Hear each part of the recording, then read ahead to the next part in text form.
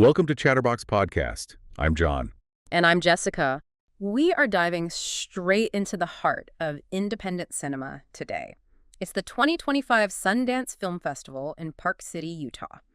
And as you know, this is way more than just watching movies. Right? This is where the films that spark global conversations, really crucial global conversations, often get their first big push. Yeah. We've gone through all the key reports, all the buzz, to try to pull out the most interesting insights just for you. Absolutely. So consider this like your fast track to understanding what mattered at the festival this year. Yeah, this is kind of the cheat sheet to Sundance. Exactly. We're not just listing winners, we're digging into the films that got people talking, the performances that really left a mark, the themes kind of that bubbled up to the surface from this incredible collection of independent storytelling. I love that. Sundance 2025 was a really diverse landscape. You had powerful dramas, eye-opening documentaries, and some truly original projects. Yeah. We're going to guide you through the highlights. All right, so let's jump right in.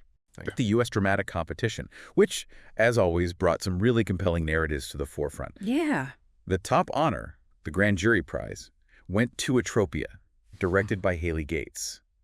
Now, this one sounds like it's really doing something different. Okay. A war satire. Interesting. It's described as offering a poignant critique of military conflicts. Right. Through dark humor. That's a really tricky line to walk. Absolutely. But it really clearly struck a chord with the jury. I mean, it makes you think about what kind of critique it offered. Right. That resonated so deeply with them. War satire, when it's done right, can be so incredibly effective. That dark humor can often allow filmmakers to explore the absurdities and the contradictions of conflict in a way that feels insightful, but it also, it kind of unsettles you at the same time. It makes you think. Yeah. Maybe by using humor, Atropia was able to kind of cut through some of those defenses that we put up. Right. And offer a more sharp commentary on war itself. Yeah. I mean, the fact that the jury mentioned those sharp narratives, the compelling performances, really. Yeah. That kind of suggested really landed that balance. Absolutely. Yeah, they pulled it off. And the audience definitely had their favorites in this category as well. Oh, I'm sure. The audience award went to Twinless, a drama starring Dylan O'Brien. Okay. Now, this film seems to have connected with people on a really, emotional level. Yeah. It focuses on a man navigating that intense grief of losing his twin. And so it wasn't just the premise of the film. Dylan O'Brien also received a special jury award for acting for this. Wow. So they loved him. That speaks volumes about, the power of his performance, Yeah. To portray such intense grief. What do you think made that performance stand out so much? It's fascinating, because you have that direct link between the audience's emotional connection to the film and then the specific recognition for O'Brien's performance. Yeah. That often suggests that the performance felt so real, so authentic, that it allowed viewers to really feel that weight of loss. Yeah. And those are the kinds of performances, those that can stay with you long after the film ends. Absolutely. Yeah, they stick with you. They tap into a really universal human experience, I think. Totally, yeah. So moving on to the directing award in the U.S. Dramatic Competition. This was given to Rashad Fret for Ricky. Okay. Now, this film apparently goes into the complexities of urban life. Okay. And the key description, they keep saying it captures the raw essence of its characters' struggles and aspirations. Interesting. It sounds like a film that gets to the heart of human experience within that, specific environment. Yeah. What does it mean when a film captures that raw essence? Well, that focus on the raw essence often indicates that the director had a very clear, empathetic vision. Someone who can bring out those genuine performances from their actors. Right, so that rawness. Yeah. Films that achieve this often feel deeply relatable, even if the specific circumstances, of the characters' lives are different from our own. Yeah. Because they really tap into those, very human desires. Right. The challenges that we all face. Exactly. And rounding out this category, the Waldo Salt Screenwriting Award went to Eva Victor for Sorry, Baby. Okay. Now, this one sounds like it might have a bit of a unique edge to it. Okay. It's a darkly comedic narrative examining academia and personal boundaries, offering a fresh perspective on contemporary issues. Interesting. Darkly comedic and set in academia. That's interesting. That sounds like a potentially fascinating clash of tones. Right. And themes. Yeah, I mean, what kind of fresh perspective do you think a setting like academia allows Yeah, exactly. for dark comedy. I know. I'm really curious. It's really interesting. It's like that combination really opens up possibilities for sharp social commentary. Mm, Academia, with its own kind of like power dynamics, Yeah. the intellectual debates, and the often peculiar social structures, Right. can be such a rich environment for exploring those anxieties, mm-hmm. those contemporary anxieties, those boundary issues that we're all dealing with Yeah. through a darkly comedic lens. Yeah. And I think the humor could come from that contrast between the serious, intellectual pursuits Right. and then the very human, sometimes messy personal lives of the characters. Exactly. So it's a perspective that's insightful and maybe a little subversive. Okay, so let's shift gears a bit. Okay. And immerse ourselves in the U.S. documentary competition. Sundance documentaries often bring us the most vital and thought-provoking stories. Mm-hmm. And this year seems to have continued that tradition. Okay. The Grand Jury Prize was awarded to Seeds, directed by Brittany Shine. Okay. Now, this documentary takes us to Georgia, and it offers a really intimate look into the lives of farmers, really emphasizing their resilience and that profound connection to the land. In a world that's increasingly urbanized, why do you think these kinds of stories about our connection to the land, to the earth, resonate so strongly? It's so true. I think in a world that often feels so disconnected from the natural world, Mm-hmm. and where our food comes from, Yeah? a film like Seeds can be a really important reminder Yeah. of those fundamental connections. Yeah. Highlighting that resilience, that deep relationship with the land, Right. can be incredibly grounding. Kind of reminds us of the human effort, the dedication involved in something, as basic as getting our food. Right. What we eat. Yeah. Yeah. And I think it speaks to like a very deep, often overlooked aspect of what it means to be human. I agree. I think it's really important. The audience award in the documentary competition went to Andre is an Idiot, which certainly has a title that grabs your attention. It does. It does. What is that about? Right. It's described as a humorous yet insightful portrayal of an unconventional journey. Now, the film's editor, Parker Laramie, also received the Jonathan Oppenheim Editing Award for this, Oh, wow. which suggests that the way this story was told was particularly seamless Right. and effective. Powerful. How does editing, contribute to that overall impact of a documentary, especially one that's trying to be humorous and insightful at the same time? I mean, editing is absolutely crucial in shaping how a story is told, and especially in shaping the emotional impact of a documentary. Yeah. And in a film that's going for both humor and insight, like you said, that seamless editing, it likely means the pacing, the flow of the film, Mm-hmm. really allows the audience to engage with both of those aspects without it feeling jarring or disjointed. Right. It's got to flow. Yeah, it's got to feel natural. And the humor might be enhanced by, really sharp timing. Yeah. While those insightful moments, they might be given space to breathe and really resonate. An editing award, it really underscores just how skillfully the filmmaker crafted that entire viewing experience to achieve the effect they wanted. Okay. So the directing award in the U.S. documentary competition went to Geeta Gambhir for The Perfect Neighbor. Okay. Now, this one sounds like a very timely and really important film. Mm-hmm. It's a meticulous examination of a tragic shooting in Florida, prompting reflections on community and safety. Wow. That's a heavy topic. Yeah. But documentaries can be so powerful in, fostering understanding. Mm-hmm. What does a meticulous examination typically entail in a documentary dealing with such a sensitive issue? Right. I think a meticulous examination in this kind of context implies a very thorough and responsible approach to a difficult subject. Mm-hmm. It suggests that Gambhir's direction involved careful research, thoughtful interviews with those affected, Right. and a real commitment to presenting the complexities of the event Mm-hmm. and its aftermath Yeah. with sensitivity and depth, Right. rather than resorting to sensationalism. The goal would likely be to encourage thoughtful reflection, dialogue about these broader issues, Yeah. like community and safety that you mentioned. Okay, so now let's turn our attention to the international films that really made their mark at Sundance.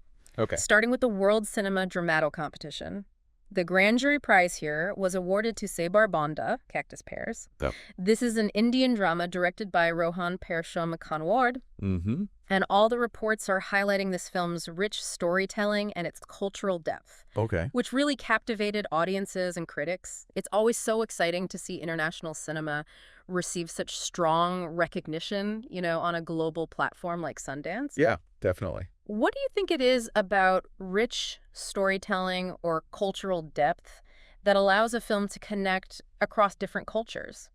I think, films that offer those things, rich storytelling, cultural depth, they often tap into those universal human emotions and experiences, even when they're set within a specific cultural context. Right. The details of the story, the nuances of the culture can provide a unique backdrop for sure. Yeah. But at the core, I think these films, they explore those themes that we all connect with, no matter where we come from. Right.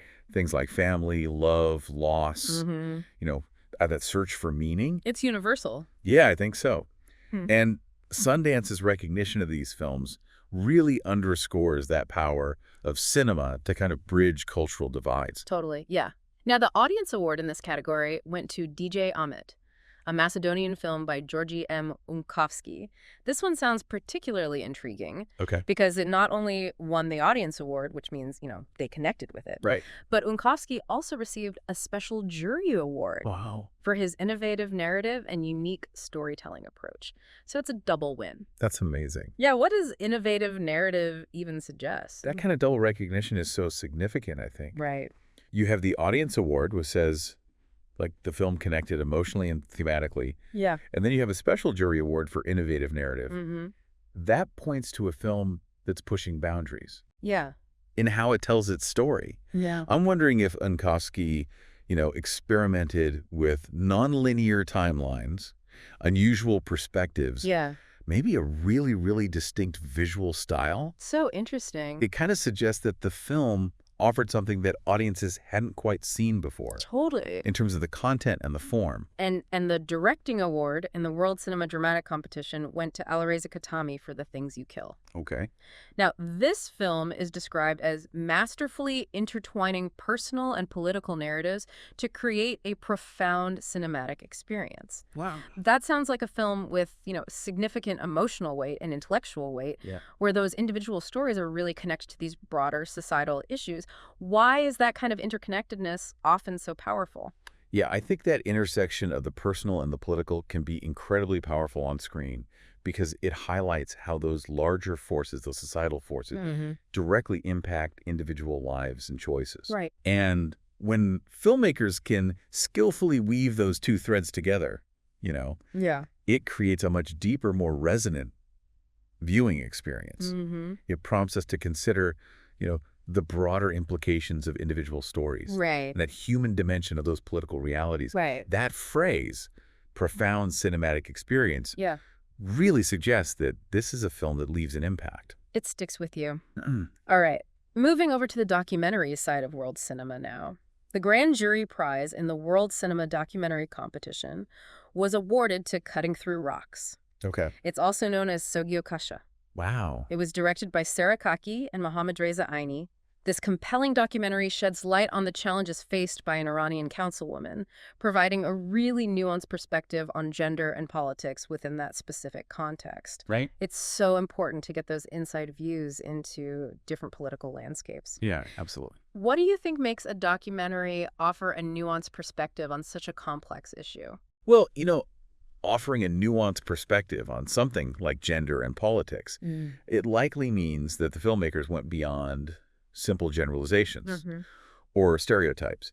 Instead, they probably delved into the specific lived experiences of this Iranian councilwoman, Yeah.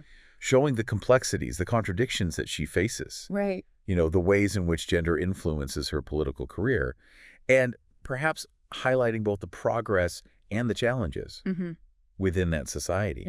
It's about providing, a multifaceted view Right. rather than a single simplistic narrative. Totally, yeah. Now, the audience award in this category went to Prime Minister, a documentary by Michelle Walsh and Lindsay Utz. This film is highlighted for its intimate portrayal of leadership Okay. and personal sacrifice. And it apparently resonated with viewers all over the world. Wow.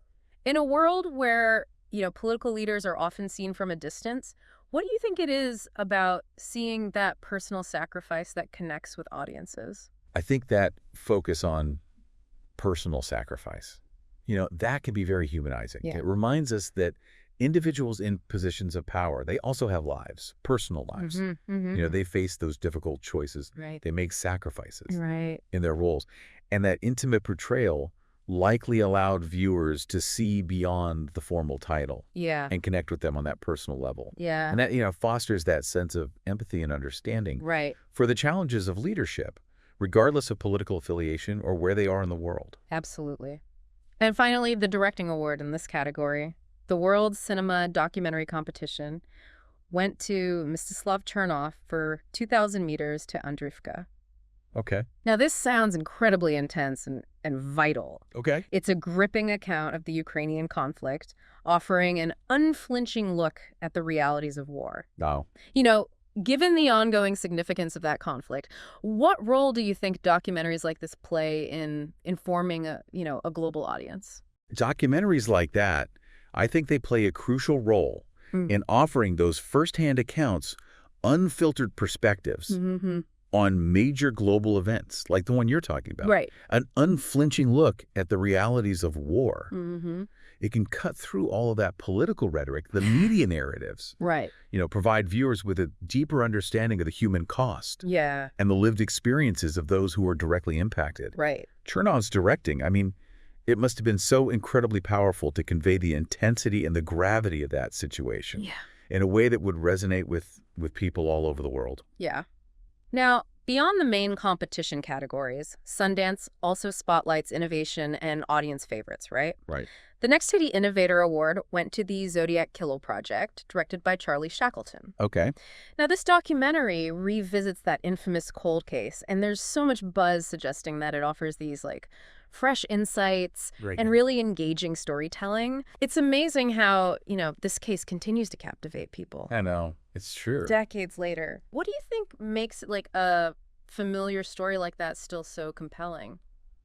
I think it's, the enduring fascination with that particular case, it really stems from the mystery, the lack of a resolution. And for a documentary to win that Innovator Award by revisiting this case suggests that Shackleton, he must have used a very original approach, maybe utilizing new archival material, incorporating some interactive elements, or even, offering a completely new way to understand it, Right. a new theoretical framework. It's about taking that well-trodden subject and presenting it in a way that feels fresh, that engages us, and maybe even changes our understanding of it. And the film that really captured the hearts of the festival attendees, the festival favorite, was Come See Me in the Good Light, directed by Ryan White. Now, this documentary chronicles the journey of a gospel choir, highlighting themes of faith, community, and resilience. It sounds like a feel-good story with some, real emotional depth, the kind of film that, leaves you feeling uplifted. Why do you think stories about faith and community resonate so strongly? I think those themes, faith, community, resilience, they're incredibly universal. Yeah. And they tap into that very human longing for connection, for hope.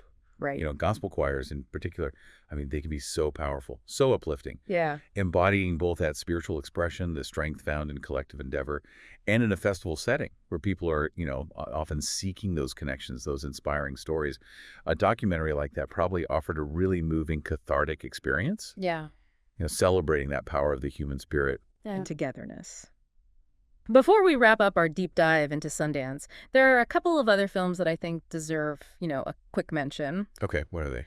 The Ugly Stepsister, a horror film directed by Emily Blichfeld, definitely generated some intense reactions. It's described as a twisted reimagining of Cinderella. Okay. And reports mention that its premiere actually caused some audience members they had a pretty strong physical reaction to the film. Oh, wow. Yeah, that suggests a film that's not holding back. No kidding. What does that kind of reaction tell you about the range of films at Sundance? I think, a reaction like that highlights the incredible diversity of independent cinema. Sundance isn't just about serious dramas or, thought-provoking documentaries. Right. It's also a platform for filmmakers who are pushing boundaries in genre Yeah. and exploring darker, more transgressive themes. Yeah. A horror film that elicits that kind of visceral reaction. Right. It indicates a bold and potentially unsettling vision. It's a testament to the festival's commitment, I think, to showcasing a wide range of cinematic voices and styles, Yeah. even those that challenge or maybe even disturb viewers. Absolutely. And beyond the films that took home awards, films like Eva Victor's Sorry Baby, which we mentioned for the screenwriting, and Mary Bronstein's If I Had Legs, I'd Kick You, starring Rose Byrne, were standouts for their exploration of complex themes with real authenticity and depth. Yeah. It seems like Sundance is a place where filmmakers can tackle these really challenging subjects in really nuanced and meaningful ways, even if they don't win the top prizes. Absolutely. What's the significance of those films, those films that are recognized for their depth, for their authenticity, even without those major awards? Well, I think those films, they're so important for the overall cultural impact of the festival. Mm-hmm. Awards definitely bring visibility. Right. But the films that are recognized for their authenticity, for their depth, Yeah. they contribute to the conversations that are sparked Yeah. at Sundance. Right. They resonate deeply with critics, with audiences who appreciate that nuanced storytelling. Mm-hmm. And they can have a longer cultural shelf life. Yeah. They influence other filmmakers. Yeah. They shape those broader discussions, even if they don't, dominate the immediate award season. So to bring it all together, the 2025 Sundance Film Festival, it lived up to its reputation as this really vital and dynamic platform for independent cinema Yeah. from the U.S. and around the world. Mm-hmm. It celebrated remarkable cinematic achievements across, so many genres from filmmakers with all these diverse perspectives. Yeah. And maybe even more importantly, it really ignited conversations on so many important global issues, really solidifying its role in shaping our cultural landscape through this innovative, thought-provoking, and often very powerful storytelling. I mean, I think it serves as a really powerful reminder of film's unique ability to not only entertain us, but to challenge our assumptions, to broaden our understanding of different perspectives and experiences, and ultimately to foster more meaningful dialogue about the world around us. Yeah. The films that come out of Sundance, they often go on to have a real impact on cinema Yeah. and contribute to those cultural conversations that extend far beyond just the festival itself. So, as you consider the films, the overarching themes that came out of this year's Sundance Film Festival, really think about that power of independent cinema to reflect, to influence, those global conversations that we're all having. Which of these films or the ideas that they explored resonate most with you and why? Yeah. Maybe this deep dive has kind of sparked your curiosity to delve a little deeper into these films, or maybe even to just consider the vital role that film festivals play in our broader cultural discourse. It's a space where you can find diverse voices and perspectives, often challenging mainstream narratives, Yeah, offering alternative ways of seeing the world. absolutely. The impact of these films can, ripple outwards in ways that we might not even immediately recognize. It's true, yeah. Yeah. Well, thank you for taking this deep dive with me. Of course. It's always fascinating. Until next time. See you next time. Bye.